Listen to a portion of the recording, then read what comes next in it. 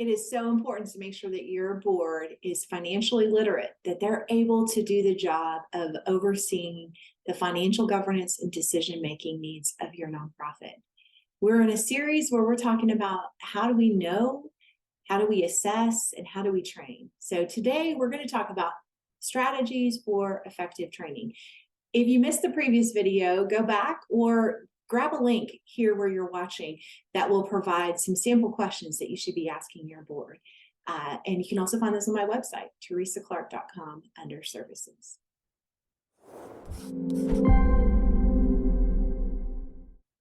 Hi, my name is Teresa Clark, and I'm a CPA with over 25 years worth of experience with 501c3 nonprofits.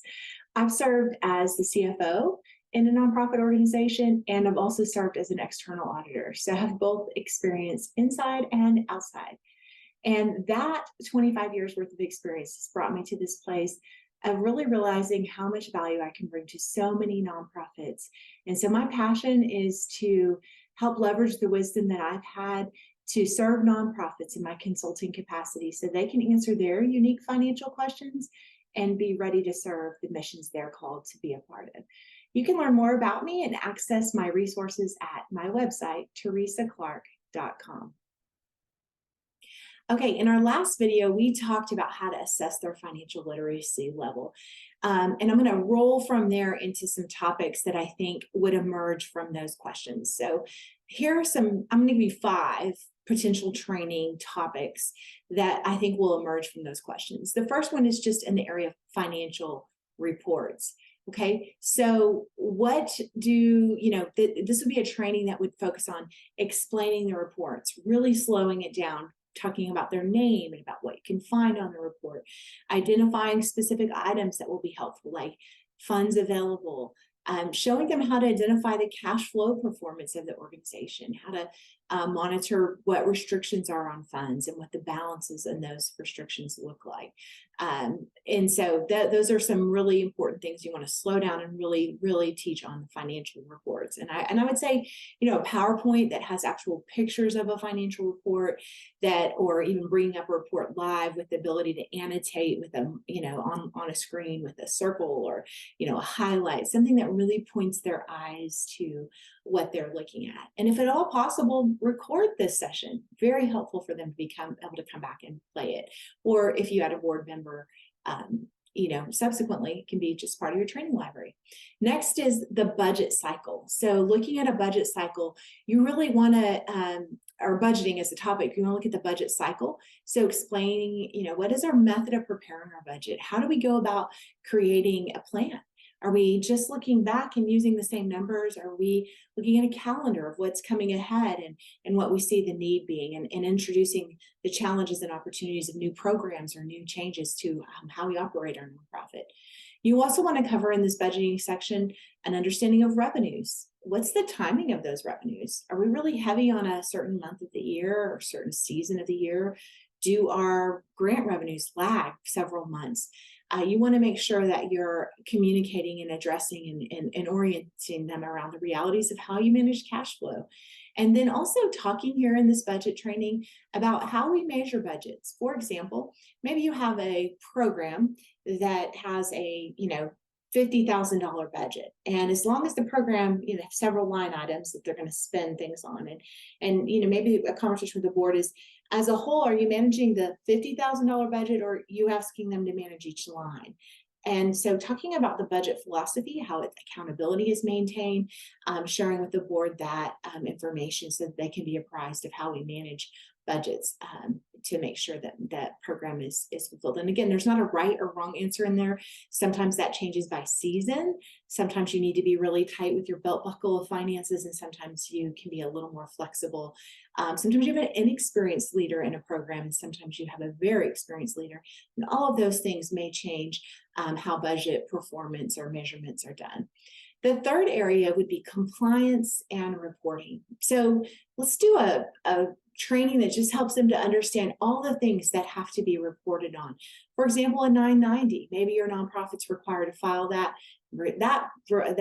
compliance informational tax return, requires a split between fundraising expenses, management in general, and program. So, sharing those reports, the board should be reviewing them annually.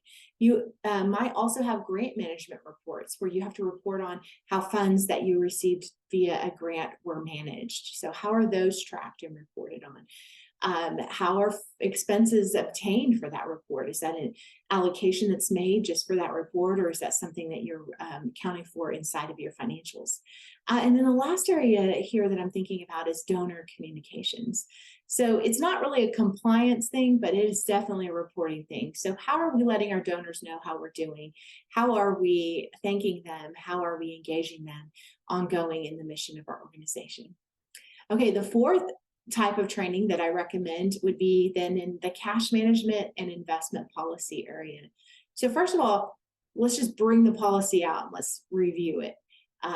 Then let's look at an understanding of the policy. Is this current and is it good for the current economic conditions? And the last step would be periodic and regular measurement of the results of our investment policy.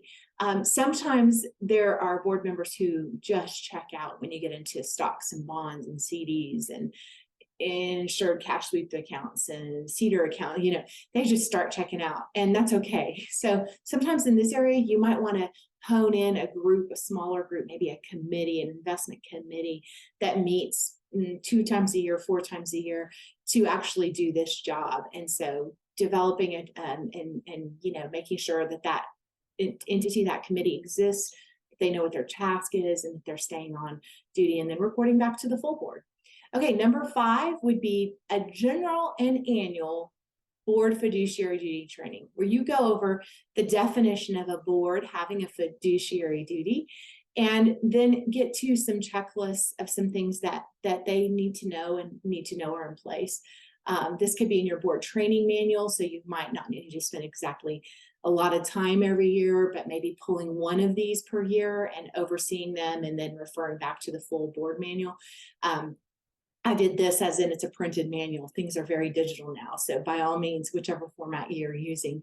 But for some examples here in that annual would be internal controls, talking about the internal control environment, talking about the checks and balances that exist in your organization when it comes to how money comes in and how money goes out, how credit cards are managed, all of those things. Another category would be compensation management. So specifically, and boards should be very involved, but executive compensation, there are great clarifying rules how 501c3 should do this. Executive, the key executive of the organization's compensation should be set by the board. So they should already know that, but let's make sure we're talking about that, as well as do we have a comp scale in place, and is that being used with what kind of philosophy for all the other staff positions that are hired and evaluated or given increases? So that's a fiduciary duty. We should be talking about that. And then a couple of other policy things that I'm thinking about that are good for this annual training. Maybe have a gift acceptance or a contribution policy. Document retention, reviewing the bylaws and the articles of incorporation or certificate of formation, reviewing those things from time to time. And so setting them out on a schedule to be done, and rotation, so you get through them all on a kind of a consistent basis. That's an annual training I recommend for all nonprofit boards, but at least while we're talking about all the other types of training, I wanted to mention it here. Okay, so obviously you can tell it's incredibly important to have ongoing education and continuous learning for our board members so that they stay up to date on financial best practices. So we want to see them asking good questions. We want to see them feeling comfortable talking about these things. So these are some suggested topics on how you might be able to educate your board in the financial area. You can go back and check out my other videos if you're looking for more context around this topic. I've also covered the assessment of what maybe we should be asking them to assess where their financial literacy is at. And you can find a link to that where you're watching this, or on my website. You can go to teresaclark.com. Under services, you're going to find the ability to gain access to that suggested survey. I hope this is helping you. Stay tuned for our final installment in this. We're going to talk more about the specifics of that training.